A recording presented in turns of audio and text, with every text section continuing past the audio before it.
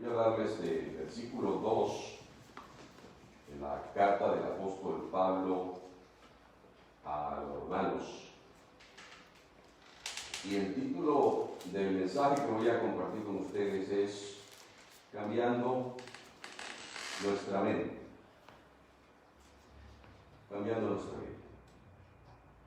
Está basado en capítulo 12 de la carta del apóstol Pablo a los romanos, versículos 1 al 2, y dice así: Así que, hermanos, os ruego por las misericordias de Dios que presentéis vuestros cuerpos en sacrificio vivo, santo, agradable a Dios, que es vuestro culto racional. No os conforméis a este siglo, sino más bien transformados por medio de la renovación de vuestro entendimiento, para que experimentéis cuál sea la buena voluntad de Dios, agradable y perfecta. Mire, si por algo se caracteriza la fe basada en la Biblia, de que la Biblia es un libro abierto. Dios no esconde su voluntad. Dios tampoco revela su palabra, su voluntad a un grupo de privilegiados o de personas extraordinarias, con una sabiduría extraordinaria, con unas virtudes extraordinarias, para que sean ellos los que solamente conozcan el consejo de Dios. No. Dios no quiere que nosotros, los creyentes, que los que lo buscamos, seamos ignorantes en algo sobre todo tan serio como es la salvación de nuestras almas. Por el contrario, Dios quiere que tengamos una fe inteligente, una fe cultivada. Cuando alguien decide cultivar un campo, quiere trabajo. Porque cultivar requiere eso, requiere dedicación. Requiere limpiar, requiere levantarse temprano, dedicar largas horas a preparar el terreno, acostarse tarde, y luego, después de mucho sudor y de mucho trabajo, entonces quien cultiva comenzará a ver el fruto de su trabajo. Así debe ser la vida cristiana. Hay que trabajar en ella para poder ver el fruto. Entonces Dios quiere que nosotros tengamos una fe consciente, es decir, que sepamos qué es lo que creemos. Una fe que razona es la que conoce el qué, el por qué y el cómo de lo que cree. O sea, que Dios quiere también, no solamente que nosotros lleguemos a entenderle a Él en cuanto a lo que nos revela, lo que nos permite conocer. Dios no solamente quiere que memoricemos lo que dice allí.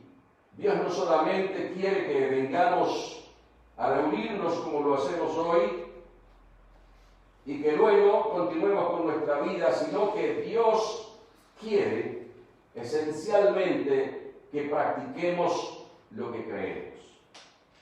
Y esa es la esencia de la verdadera vida cristiana, es una práctica. Por eso es que cuando una persona dice yo me metí a cristiano o evangélico o como lo quiera denominar, está usando términos equivocados. Uno no se mete a, uno se convierte al Señor para vivir de acuerdo con su palabra. El Evangelio no consiste solamente en prácticas religiosas, no consiste solamente en reunirse una o varias veces a la semana para diferentes actividades, bien sea como en esta oportunidad para oír un mensaje, para cantar o para un estudio bíblico. Eso está bien, está en su lugar, nos ayuda, nos edifica, pero lo que Dios espera es que nosotros vivamos el Evangelio. Que nuestra fe sea algo que forme parte de todo lo que hacemos, de todo lo que planeamos, de todo lo que pensamos, que influya en nuestras relaciones con nuestro prójimo, con nuestros vecinos, con nuestros compañeros de trabajo, las relaciones familiares, etcétera, etcétera. Eso es lo que Dios quiere. Entonces el versículo 2 de Romanos 12 dice, no se amolden, dice una versión más nueva. La Reina Valera, donde leí, dice, no os conforméis a este siglo. Pero la nueva versión internacional dice, no se amolden al mundo actual. Siglo quiere decir, allí en esa versión, al mundo tal y como es, a las costumbres del mundo. Estamos viviendo en un tiempo donde todo, según los filósofos y los líderes, todo es relativo. Lo que yo creo no necesariamente es la verdad para los demás, y lo que los demás dicen no es la verdad para mí. Todo se cuestiona. Todas las costumbres, todos los aspectos de la vida familiar, hasta el lenguaje, se cuestiona. Ya se habla inclusive de que están pensando en cambiar las señales de tránsito y las diversas señales que se colocan en las ciudades para que la gente se oriente, y ya no puede ser la figura masculina, sino que ahora tiene que ser también figuras femeninas, etc. O sea, todo se cuestiona.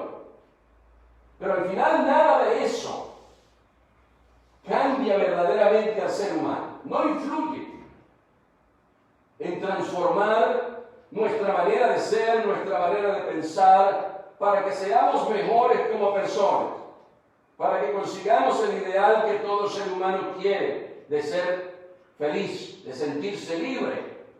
Nada de eso contribuye. Esa es la realidad.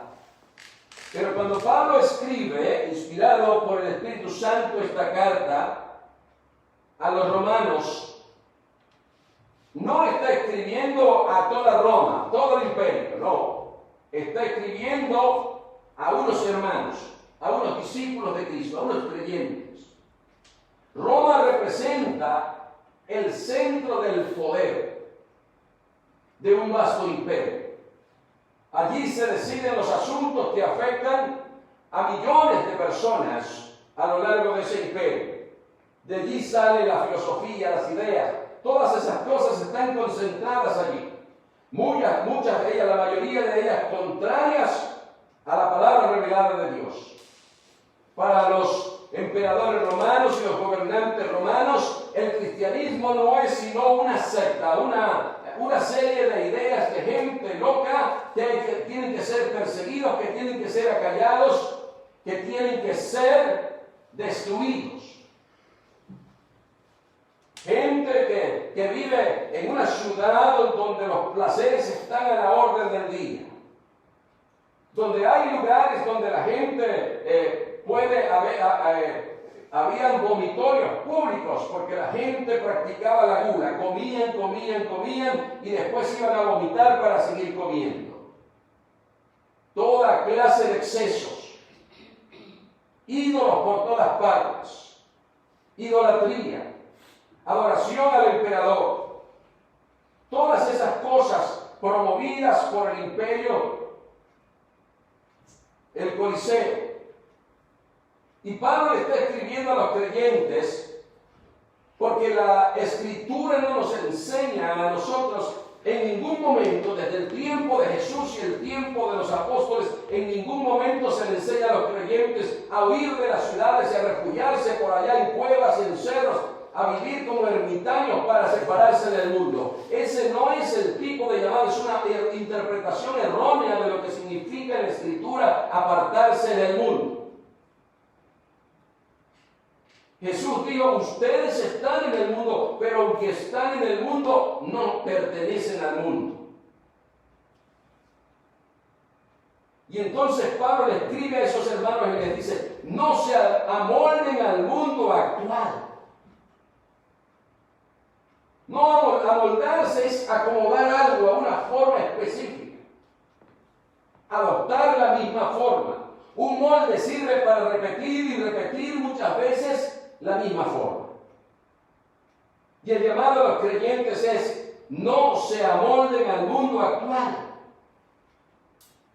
Por el contrario, sean transformados mediante la renovación de sus mentes o su entendimiento. Dice: así podrán comprobar cuál es la voluntad de Dios, buena, agradable y perfecta. No se amolden al mundo actual. La Biblia dice que el mundo está bajo el maligno. Y cuando la Biblia habla del mundo que está bajo el maligno, no se está refiriendo necesariamente a la Tierra, como el planeta Tierra. No es el mundo. El mundo se refiere, se utiliza allí la palabra griega cosmos, que quiere decir un sistema de cosas que están dirigidas por algo y que tienen características específicas que le dan, vamos a decir, una forma, un carácter. Y eso incluye el mundo, incluye los gobiernos, incluye la economía, incluye la educación, incluye las organizaciones religiosas. Todo eso que se opone a la enseñanza de Dios, la Biblia lo considera mundo. Entonces, el diablo usa, aunque los gerentes, los dueños de las compañías o los grandes líderes políticos no se den cuenta, lo que la Biblia dice es que ellos son manipulados sin darse cuenta para oponerse a lo que es de Dios. Hay gente que dice que ellos hacen esto o aquello porque todo el mundo lo hace. Justamente se trata de lo opuesto. Que los creyentes dejemos de hacer aquellas cosas que ofenden a Dios porque todo el mundo lo hace. La Biblia dice entonces que el mundo está bajo el maligno, porque los modelos del mundo se oponen a lo que Dios ha revelado. Las ideologías se oponen a Dios. La Biblia dice que en el principio varón y hembra los creó Dios. Creó a Adán y después a Eva. Que Dios, cuando creó a Adán, no creó a Eva. Pero dijo Dios: no es bueno que el hombre esté solo. No dijo Dios: le haré un Adán. Dijo: le haré una ayuda idónea, le haré una ayuda adecuada. Y creó una mujer con sus propias características que la definen como un ser con un sexo diferente. No era algo mental, no era algo que Eva o Adán iban a decidir, y Jesús confirma. Yo puedo decir en este momento que Jesús dijo esto, y más de uno dirá: ¿y quién es Jesús? Vivió hace 2000 años, si es que vivió. Pero Jesús dijo estas palabras: al principio, varón y hembra a los creó Dios. Pero las ideologías que hoy tratan de ser impuestas a la fuerza a través de las escuelas, de las universidades, a través de los medios de comunicación, a través de los diversos instrumentos que dispone el ser humano para comunicarse, quieren imponernos a la fuerza una ideología donde se busca sacar a Dios de la ecuación. Eso es el mundo. El mundo tiene una moral. La moral del mundo es: haz lo que sientas. No dejes pasar el momento, aprovecha el momento. Porque no sabes lo que va a pasar ahora. Te pierdes quizás la oportunidad. Haz lo que sea. La moral del mundo justifica que un bebé sea abortado. No importa el estado donde esté. En el estado de Nueva York, en los Estados Unidos, aprobaron una ley donde la madre puede abortar inclusive hasta los 9 meses. Pueden ponerle el nombre que quieren y tratar de justificar que la mujer debe hacer con su cuerpo lo que le plazca. Pero ese no es su cuerpo. Es una parte de ella, una parte del padre, y ya ese niño tiene un cuerpo independiente o esa niña. Pero el mundo lo justifica. No importa, por ejemplo, que en los Estados Unidos, desde que se aprobó la ley del aborto, casi 50 millones de niños han sido abortados. Sin embargo, la gente prefiere un perro.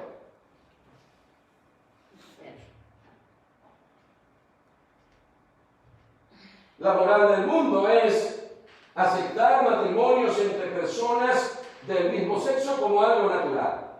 Ya usted escucha a la gente hablando por allí diciendo, no, es que él tiene su pareja. Y quizás los que somos considerados chapados a la antigua, como yo, pensamos que se trata, si es de una mujer, están hablando de un hombre, y si es de un hombre, están hablando de una mujer. No. Al final uno se da cuenta que la pareja de él es otro él. Y la de ella es otra ella. Esa es la moral del mundo. Y usted lo ve que se lo refuerzan por la televisión, en las películas, aún en los programas hechos para niños están reforzando esas ideas y también refuerzan la idea de que los padres no pueden influir en eso.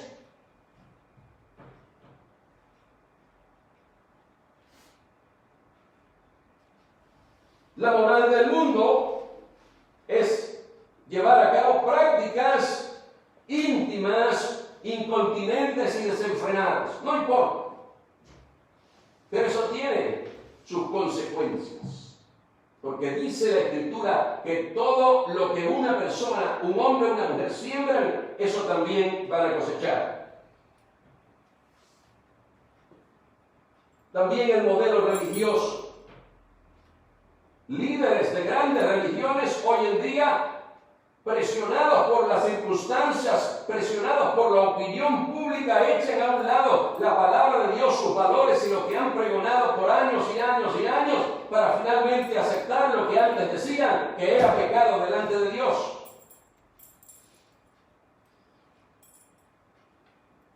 Así que el modelo religioso también se constituye en otra herramienta que forma parte de la cultura del mundo.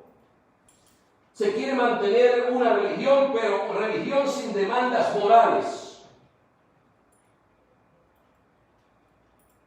Donde la gente dice, yo no soy malo, cada quien en su religión se salva. Y los que no quieren de ninguna manera aceptar el hecho de que hay un Dios que juzga, terminan diciendo no hay Dios. Entonces hoy vivimos en un mundo donde el engaño y la manipulación en los negocios, en la política, es algo corriente. No se puede confiar en los políticos. No se puede confiar ni siquiera en muchos líderes religiosos, porque usan la mentira y la manipulación continuamente. Engañan a las autoridades y traspasan todas las normas. Pero la Biblia y Cristo en su Evangelio siguen presentando una forma de vida diferente. Y dice, no se conformen a esto, no lo acepten, opónganse. Tal vez yo no pueda cambiar la política de un gobierno, pero con mi actitud y parándome firme, echando a un lado el temor, aunque lo tenga, y confiando en Dios, me mantengo en lo que Dios me ha dicho y en lo que Él me manda. Me mantengo firme.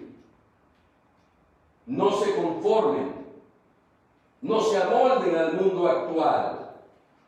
No terminen viendo ya como normal e indiferente lo que Dios explícitamente condena en la Escritura. Dice, no se conformen a este mundo, sino sean transformados. Es decir, cuando la Biblia en castellano se traduce allí o en cualquier idioma, transformar, se usa la palabra metamorfosis. La palabra griega es metamorfosis. Y cuando yo pongo allí esta ilustración, esto es un proceso de metamorfosis. La oruga que luego se transforma en un capullo y que el capullo se transforma en una mariposa.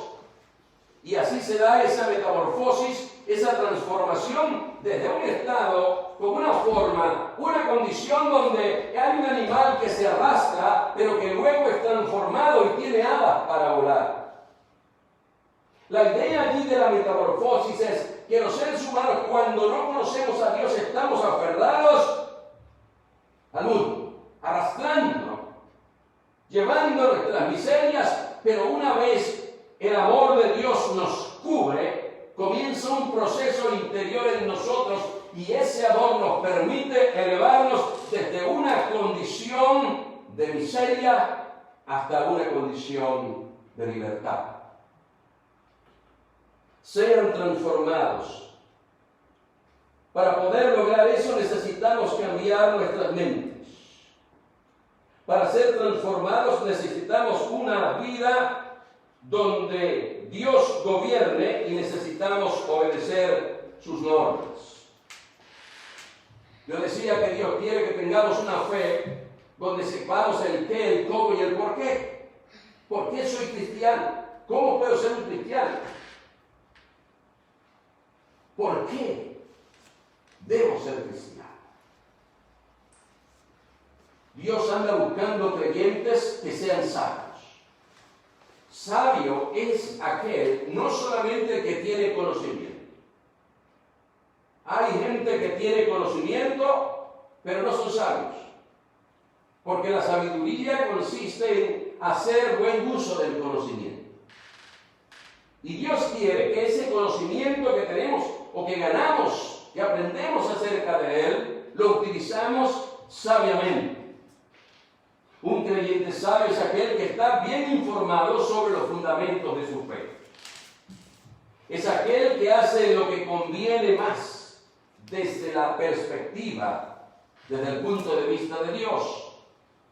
Y un creyente sabio es aquel que busca comprobar que lo que se le enseña es la verdad.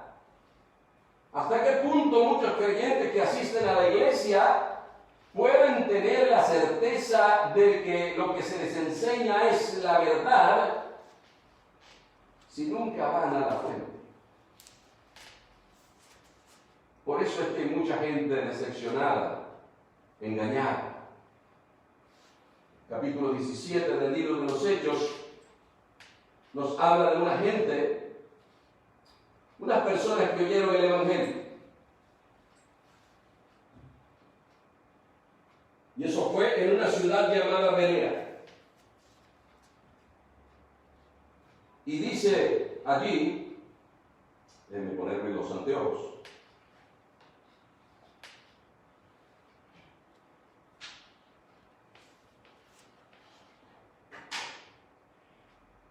Dice, inmediatamente los hombres enviaron de noche a Pablo y a Silas hacia Berea, una ciudad.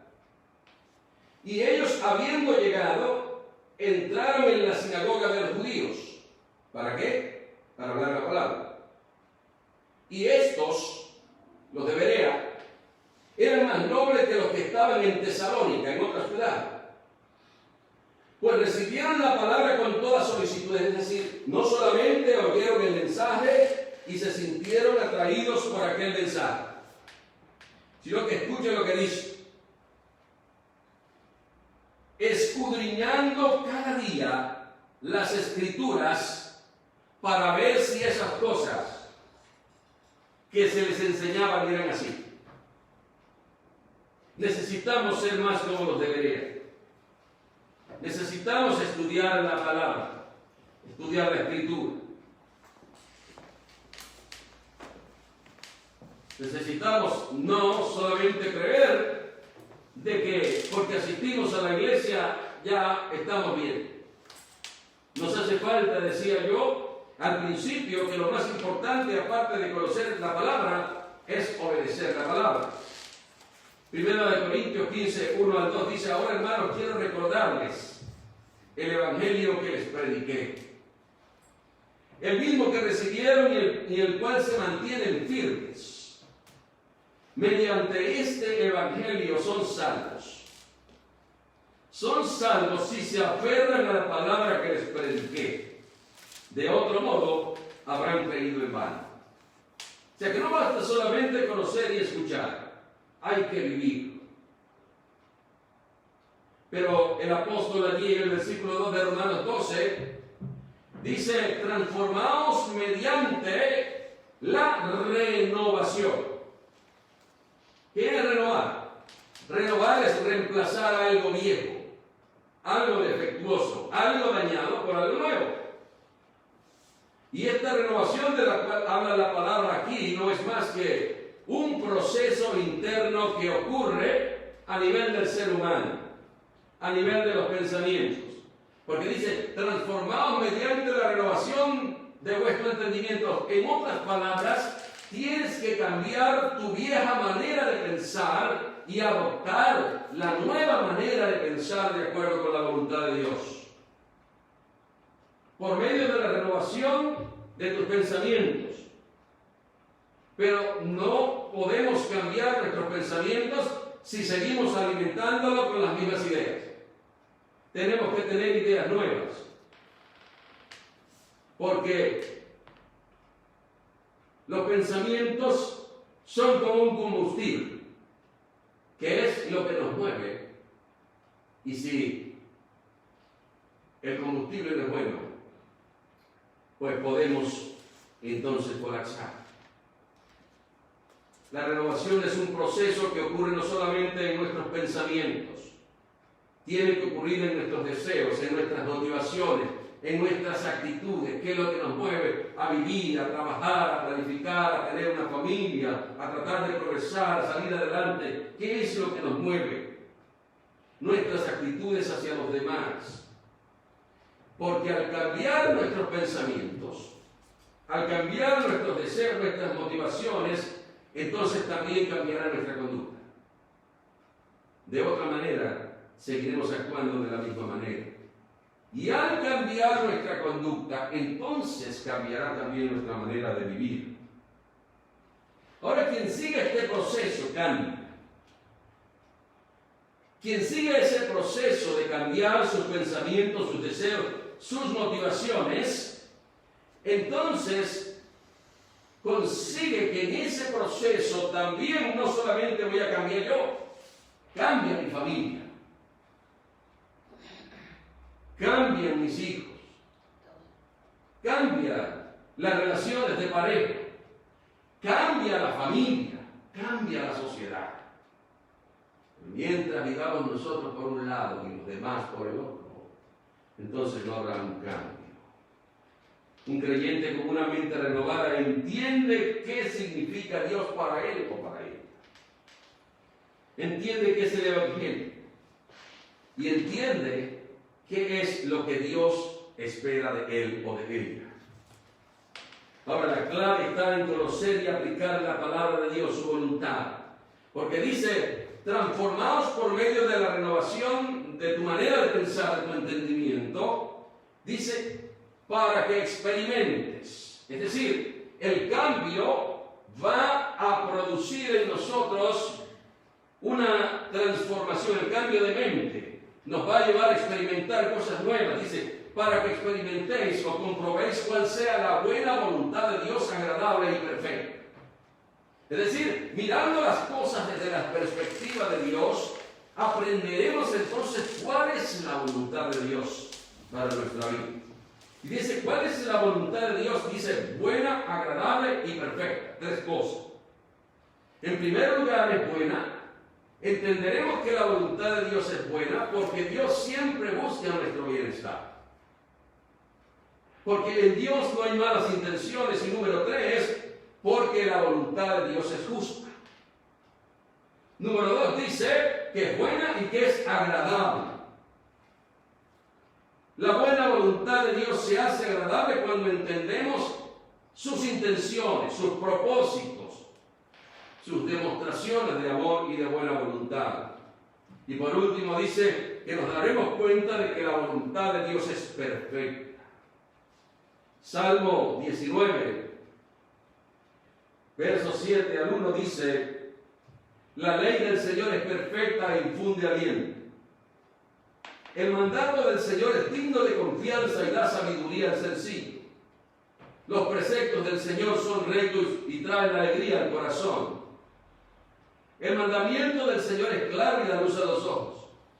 El temor del Señor es puro y permanece para siempre. Las sentencias o decretos del Señor son verdaderas. Todas ellas son justas. Son más deseables que el oro, más que mucho oro refinado. Son más dulces que la miel que destila del panal. Por ellas, por la palabra del Señor, dice: queda advertido tu siervo, y quien las obedece recibe una gran recompensa. La palabra del Señor es perfecta y la voluntad de Dios es perfecta, porque se cumple sin falta. Y sin duda, lo que está escrito va a suceder, porque la voluntad y la palabra de Dios y sus designios son perfectos. Es perfecta porque sabe exactamente todo lo que sucederá, y no hay azar ni casualidades. Las cosas que Dios ha ordenado no ocurrirán por el destino o por accidente, no, ocurrirán porque Él así lo ha determinado. La voluntad de Dios es perfecta porque no cambia con el tiempo. Es perfecta porque en la vida de aquellos que Él ha llamado siempre terminan como Él ha dicho que terminarán y como Él quiere. Y antes de cerrar, voy a referirme a dos personajes específicos de la Biblia. Uno es José, el hijo de Jacob. Cuando era un joven que tendría unos 17 años, sus hermanos mayores le tenían envidia. Tenía él otro hermano menor, pero tenía 11 hermanos, y 10 de sus hermanos, que eran mayores que él, no lo querían, al punto de que lo odiaban. Un día, mientras su padre lo envió para ver qué hacían sus hermanos que cuidaban las ovejas lejos de casa, los hermanos tuvieron una idea. Y como lo odiaban tanto, algunos de ellos querían matarlo. Deciden entonces, al advertirle a uno de ellos, el mayor, que no hicieran aquello, tirarlo a una cisterna que estaba seca, sin agua. Estando allí el muchacho gritando y que por favor lo sacaran, vieron que venían una caravana de árabes. Y uno de ellos dijo: ¿para qué vamos a hacerle esto a nuestro hermano? Porque al fin y al cabo, aunque lo diéramos, es nuestro hermano. Y decidieron venderlo. Era un muchacho al cual Dios le había dado unos sueños, unas revelaciones, y él no entendió. Finalmente lo vendieron y fue a parar en Egipto. Lo vendieron como esclavo. Y allí en Egipto pasaron los años y él era esclavo. Acusado falsamente, fue a la cárcel. Pero estando en la cárcel, y antes de eso, Dios comenzó a revelarle cosas. Para hacer la historia corta que muchos conocen, sus hermanos quisieron hacerle daño. Al final, él terminó salvando a sus hermanos y a toda su familia, porque estaba en el propósito de Dios. Dios le había dicho a Abraham que sus descendientes estarían más de 400 años y serían esclavizados y maltratados en Egipto, como ciertamente ocurrió. Y lo que parecía que era malo, Dios lo hizo terminar para bien. El otro ejemplo es Jesús, que dice la Biblia que aunque nunca hizo pecado ni hubo maldad en él, con todo, Dios, para salvar a la humanidad, permitió que Jesús fuera llevado a la cruz y sufriera lo que sufrió para salvar a la humanidad.